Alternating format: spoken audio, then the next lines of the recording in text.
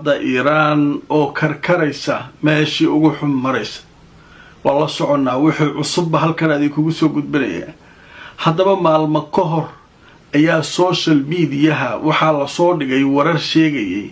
in qarax weyn laga maqlay oo dhul gariir ah dhulka hoostiisa Iiraan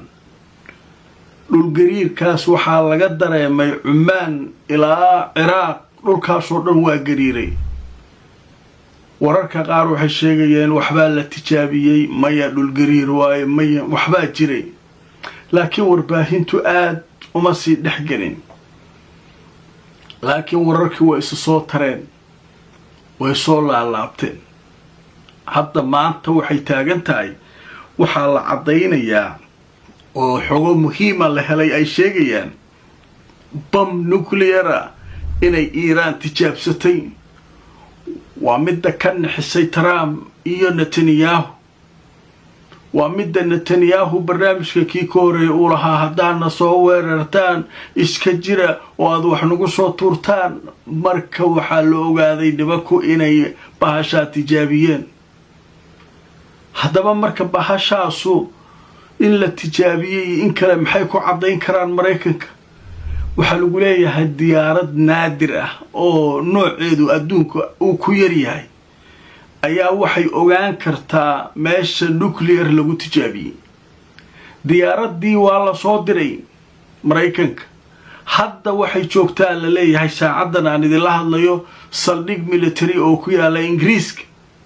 kadib way soo duuli doontaa waxay iman doontaa bariga dhexe kala ma jiray Israa'iil iyo meelaha tigi doontaa iyo meelaha ku dhow dalalka ku dhow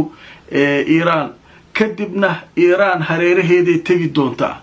waxay soo saari doontaa in nuclearkaasu sax yahay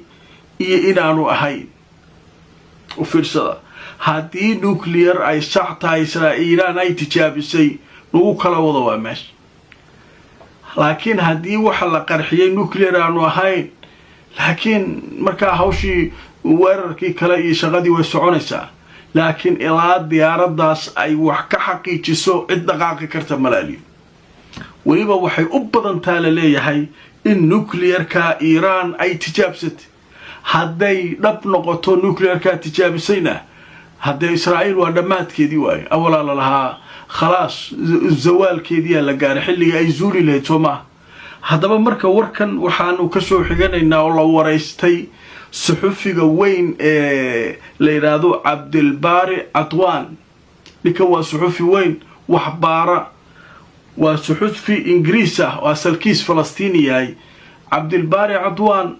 waxaa la weydiiyay xogahan oo kale isagu aad u bariga dhaxarimiisa khatar ugu yahay oo galgal badan iyo source badan meel warar badan uu ka qaato haystaa ugu horeyn waxaa la weydiiyay ma saxba wararka sheegaya in nuclear Iiraan ay tijaabisay isaga wuxuu leeyahay ku adkaysanaya xogaha aan helay waxay ii sheegayaan in arinkaasu sax yahay aan dhageysano waliba waxay u sameynaysaa u leeyahay difaaceeda nafta waxa gadaal looga degay hadda wax kala ma ahan u leeyahay nuclear ka ay tijaabisay waa uu leeyahay maalin ka hor haddaba aan dhageysano isagoo qaybta ka hadlay يريد هذا الحرب هذا الكذب هذه التحركات الغامضة الإيرانية والتي يعتقد أنها تجارب نووية جرت في الأيام القليلة الماضية وأن إيران رفعت الفتوى وقررت أن تدافع عن نفسها بكل الطرق والوسائل وايه مركا waxaa kaloo uu sheegayaa Cabdilbaari Adwaan Ingiriiska wuxuu yiri waxa soo gaartay diyaarad ogaan karta nuclearka in la tijaabiyo Mareykanka kule taasa waxay si cadaynaysaa u leeyahay shakiga Mareykanka iyo Israa'iil inuu 100% yahay in Iiraan nuclear ay tijaabsatay marka Mareykanku wuxuu leeyahay marka aan iska hubino arinka aan hubino diyaaradda marka Ingiriiska soo gaartay leeyahay waxayna tagi doontaa xuduudaha Iiraan ayay soo eegi doontaa way ogaan kartaa qalabka ku xiran in halka qarax weyn oo nuclear lagu tijaabiyo dhulka hoostiis aan dhageysano soo arrinta ka hadlay أو كيف إنه يعني في تسريبات بتقول إنه أمريكا أرسلت طائرة بوينغ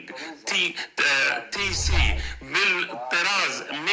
135 إلى قاعدة أمريكية في بريطانيا. مهمة هذه الطائرة، وهي طائرة استخبارية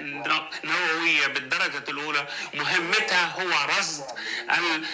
يعني التجارب النووية. وهذه الطائرة ستتوجه إلى قرب الحدود الإيرانية لكي تجمع عينات من الهواء waayahay kaas wuxuu ahaa cabdilbaare cutwaan saxufiga la yiraahdo ingiriiska ah ee asalkiisu falastiiniga yahay oo markaa isagu nin aad arrimaha gobolka bariga dhexe wax uga qora ah, saxufi weyn oo la yaqaan ah. waa ninkii ugu horeeyay ninkan aan ku xusuustaa Usaama bin Laden ugu tagay Afghanistan ee soo wareystay oo waliba ingiriisku ay qabteen uu yiri maxaa lagu qabanayaa ninka waa wareys kadibna maxaa bilowday cid kasta inay raadiso oo ay soo wareysato ninkaas. marka ninkan waa saxufi weyn oo